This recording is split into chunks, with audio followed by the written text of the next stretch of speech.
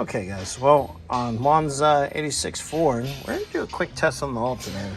It seemed a little crusty, or crunchy, excuse me, I turned it, so I just want to triple check. So we'll close that up, give it a start.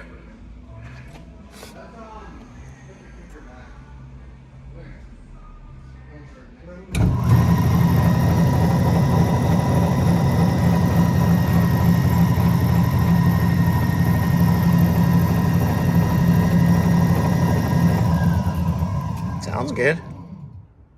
Let's see what it says. Oh, for the phone, check the part number, start.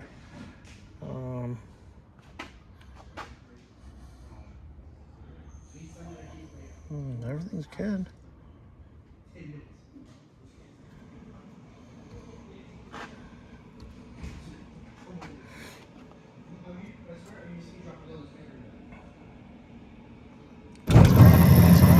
Brown. Go.